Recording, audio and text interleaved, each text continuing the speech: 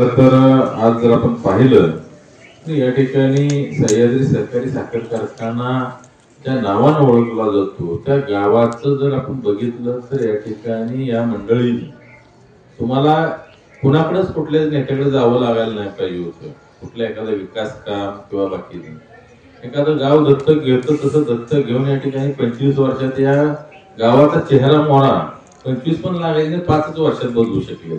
काम ह्यांना करता आलं ही फार मोठी शोकांतिक आहे आणि हे फार मोठं त्यांचं अपयश आहे. आज जर आपण बघितलं तर या ठिकाणी कारखान्याच्या बाबतीत जर बोलायचं झालं तर गावामध्ये फार मोठ्या प्रमाणावर कामगार आहेत आणि मी माझी भूमिका त्या ठिकाणी स्पष्टपणे पालिका सभेमध्ये कामगारांच्या विषयी सांगितली. आणि जसं तुम्ही म्हटलं की नुसतं या ठिकाणी इलेक्शन आपण लावलं तर साखर फुकट झाली, तसंच कामगारांना परमनंटचं किमान आश्वासन तरी दिलं. काय त्यांच्याकडनं ती काही गाजर आहे, त्यांच्याकडनं गाजर आहे पण आपल्याकडनं परिपूर्तता होऊ शकते. आपण त्या दिवशी सांगितलं जे पात्र कामगार आहेत त्यांना 100% आम्ही परमनंट करणार. आणि बगॅसमध्ये आपली माणसं टिकत नाही, त्या ठिकाणी बऱ्याच वेळा शुगर हाऊसला कष्टाच्या कामाला आपली माणसं टिकत नाही. हे ठराविक गोष्टी जर कॉन्ट्रॅक्टच्या जर सोडल्या तर सगळे कामगार या ठिकाणी सह्याद्रीच्या पेरोलवर आपण 100% घेणार आहे. राजकीय हेतून म्हणून तुम्हाला काढलं जाणार नाही हे आपण शब्द देतो की ठीक आहे तुम्ही त्यांची सत्ता आहे, मला माहिती आहे 90% कामगार आपलंच काम करणार आहे, ते काय सांगायची गरज नाही. का तर त्यांनी विधानसभेला पण आपलं काम केलेलं आहे, त्यांना थोडेसे रिस्ट्रिक्शन आहेत. ह्या रिस्ट्रिक्शन असल्या तरी या ठिकाणी येणाऱ्या काळामध्ये मला एक माहिती आहे की ज्या दिवशी आपण त्या ठिकाणी सत्तेमध्ये तुम्ही जाल त्यावेळेला ही परत राहिलेली 10% सुद्धा आपल्या बरोबर घ्या. त्यामुळं या ठिकाणी कामगारांचं हित हे 100% जपलं जाईल. एका कामगारांनी सांगितलं की इथं काही कारखान्याच्या खोल्या आहेत म्हणजे त्याचं भाडं सुद्धा आमच्याकडनं घेतलं जातं पण अहवालात ते भाडं कुठंच दिसत नाही. म्हणजे काय काय नक्की खाती त्या कारखान्यात काय करायचं भाडं बी खातीची. मला मध्ये सांगितलं म्हणजे मंडप टाकला इथं कार्यक्रमाला, त्याला त्या ठिकाणी ठरताना 4 लाख रुपये ठरले आणि ज्यानं काम केलं त्याला 2.5 लाख आणि 1.5 लाख माघारी द्यायची. ही कसली पद्धत? म्हणजे हे चंदी चोरी म्हणतो त्या पद्धतीचा हे प्रकार या संस्थेमध्ये फार मोठ्या प्रमाणावर या ठिकाणी चालला नाही. आणि आमचा आरोप केला जातो की आम्ही साखर चोरत नाही. अरे मी मालक आहे, साखर एका दिवसात सगळी विकायची, कशी विकायची, कोणाला विकायची हा माझा अधिकार आहे. मालकाला चोरी करायला लागण्यासारखी परिस्थिती टाटावामध्ये 100% नाही. का तर आम्ही त्या ठिकाणी आमचे तेवढंच नाही तर बरेच बिझनेस आहेत. मागं सुद्धा सांगितलं आता सगळं झालं, मी घोरपडे नावाचा माणूस सुद्धा या ठिकाणी संचालक मंडळात नसणार आहे म्हटले की ह्यांनी काय काढलं नवीन फेड तर म्हणले त्यांच्या बंधूला एमडी करणार आहे. अरे माझा 1000 कोटीचा टर्नओव्हर आहे, मला कसा माझा बंधू इथे एमडी म्हणून बसवा परवडलं? तर तुमचं बंधू बिनकामाचा आहे. त्यामुळे तुम्हाला ह्या गोष्टी गरजेच्या आहेत, आम्हाला ह्या गोष्टी अजिबात गरजेच्या नाही. तर कुठलं तरी नरेटिव्ह या ठिकाणी तयार करायचं आणि त्या माध्यमातून लोकांच्या मध्ये भ्रम पसरवायचा. त्याच्यापेक्षा मी सांगतो त्यावेळेस माझ्या प्रश्नाची त्यांनी उत्तरं द्यावी. पहिला प्रश्न असा आहे की या ठिकाणी ज्याने अन्यत्र ऊस घालवला त्यांच्याकडून त्यांनी माफीनामा लिहून घेतला. आज सभासद हा मालक आहे आणि मालकाकडून माफीनामा लिहून घ्यायचा तुम्हाला अधिकार पहिला दिला कोणी हा माझा पहिला प्रश्न आहे. तुम्ही त्यातनं काय हेतू साध्य काय केलं तेवढं आम्हाला कळालं तरी बरं होईल की बाबा हा माफीनामा लिहून घेतल्यामुळं कारखान्याला 150-200 कोटीचा फायदा झाला. असं काय असलं तरी सांगा, पण त्यातनं एकच ह्याने दाखवलं की मी हा कारखान्याचा मालक आहे, तुम्ही सगळे कर्मचारी आहात, गुलाम आहात, त्यामुळे तुम्ही माझी माफी मागितली पाहिजे. आणि ती पण तोंडी नाही तर लेखी माफी आपल्याला मागायला लावली ही फार मोठी शोकांतिक आहे. त्याचं उत्तर त्यांनी या ठिकाणी दिलं पाहिजे. आज कृष्णा कारखाना 250 कोटीत 13,000 क्रशिंग करायला लागला आणि एका वर्षाच्यात काम चालू झालंय, त्यांचं क्रशिंग चालू झालं.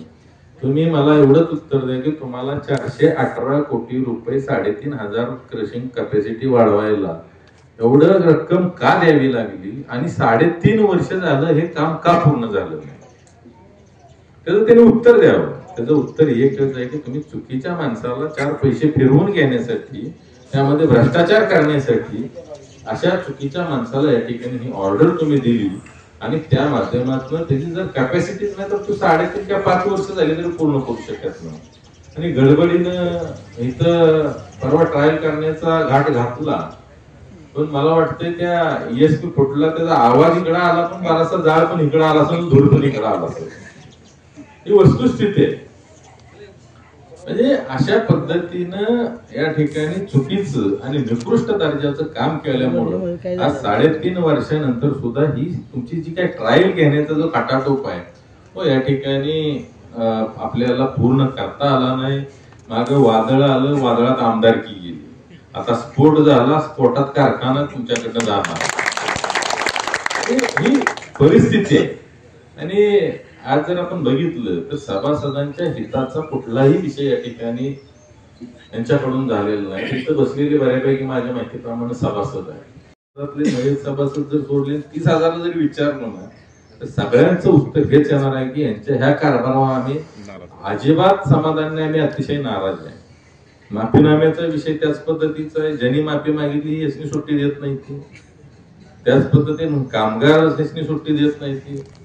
आज जर आपण बघितलं तर ऊसाच्या क्रमपाळीच्या बाबतीत सुद्धा चेहरे बघून तारखा टाकल्या जातात. आज आम्ही त्याच्यावर काय म्हणतोय, या ठिकाणी 7 दिवसाच्या आत तुम्ही जर आमच्याकडे ऍप्लिकेशन दिलं नोंदीचं तर ती नोंद कन्फर्म करून तुम्हाला 7 दिवसाच्या आत त्या ठिकाणी त्या गटावरच लावलं जाईल.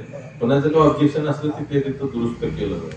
हे पुन्हा कोणी म्हणायचं नाही माझी नोंद अमुक तारखेची होती, आमच्यावर अन्याय झाला. इतका पारदर्शक कारभार आपण या माध्यमातून करणार आहे. आज नाही म्हटलं तरी मला वाटतं शिरोडे गावात 100 पेक्षा जास्त सभासदांचे पॅनल, हेच आपलं सक्षम पॅनल आहे. त्यामुळं याच पॅनलला मते मिळणार आहेत.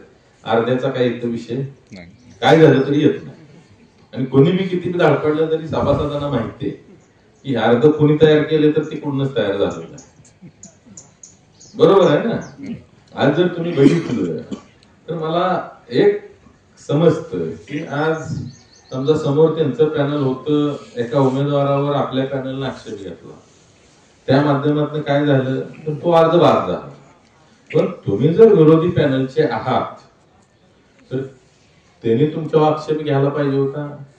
आक्षेप कोणी घेतला तर शेतकरी संघटना की कोणी घ्यायला पाहिजे होता आक्षेप, त्यांनी घ्यायला पाहिजे होता. मग यामध्ये कुठं नाही कुठं तरी या पद्धतीचं हे अगोदरच सेटिंग झालेलं आहे. आणि ह्या सेटिंगच्या माध्यमातून ह्या नवीन पॅनलचा जन्म या ठिकाणी झालाय, पण त्यांना अजून माहित नाही. ज्यावेळेला ते आमदार होते त्यावेळेला ह्या तिरंगीचा फायदा त्यांना व्हायचा. आता मी आमदार आहे म्हटल्यावर तिरंगीचा फायदा कोणाला होणार तर मलाच होणार. त्यांनी नियोजन केलंय कशाचं, तिरंगी करायची आणि लोकांच्या मध्ये भ्रम तयार करायचा. पण आज शिरवडेमध्ये सुद्धा तुम्हाला माहिती आहे की किती मतं बाजूला जाणार आहे. आमची प्रामाणिक भूमिका होती का तर 100% यांना बरोबर घेऊन जाण्याची आमची प्रामाणिक भूमिका होती. त्यासाठी मी 23 तारखेला रहमतपूरमध्ये मिटिंग लावली होती. त्यानंतर 25 तारखेला सातारमध्ये मिटिंग लावली होती. त्या मिटिंग मध्ये हे मासे दुपारी 3 पासून सगळी वाट बघत होती, 8 वाजेपर्यंत पोहोचले नाही. आणि त्याच्यानंतर सुद्धा बऱ्याच वेळा फॉलोअप केला. मुंबईत मंत्रालयात पण आम्ही बैठक केली, परंतु भूमिका कायम त्यातून पळ काढायची. म्हणजे ह्यांनी ठरवलं होतं काही झालं तरी वेगळा काहीतरी तिसरा पाय काढायचा. त्यासाठी काय झालंय काय नाही मला माहित नाही. आणि ज्या दिवशी शेवटची बैठक झाली आणि त्या बैठकीमध्ये सुद्धा त्या ठिकाणी सगळ्यात आधी 3 वाजेपर्यंतची मुदत होती. 1:30 वाजताच सगळ्या सीटवर एकमत होत चाललं होतं. प्रत्येक गोष्टीची चर्चा चालली होती. आणि 1:30 वाजताच हे मासे उठले 1:30 वाजताच उठून बाहेर गेले, निघून गेले. म्हणजे तुम्हाला कुठंतरी वेगळा आणि तिसरा पाय काढायचा होता. आणि तुम्ही काय सांगता, आमदार आम्हाला विचारत नाही. अरे सर्वसामान्य माणसानं मला फोन करू दे, मी सकाळपासून किमान 250 कॉल इथं अटेंड केले तर त्यांच्या बरोबर बोललोय. तुमच्यावर आम्ही तुम्हाला न विचारण्याचं, तुमच्याशी न बोलण्याचं कारण काय? तुमच्या मनात काहीतरी पाप होतं म्हणून तुम्ही ह्या सगळ्या गोष्टी केल्या. आणि आज तिसरं पॅनल म्हणायचं आणि त्या ठिकाणी सत्ताधाऱ्यांना कशा पद्धतीने सहकार्य होईल ही तुमची जी काही भूमिका आहे ही अतिशय चुकीची भूमिका आहे. आणि माझ्या माहितीप्रमाणे कोणीही सभासदांनी फार त्यांना सिरियस घेण्याची काही गरज नाही.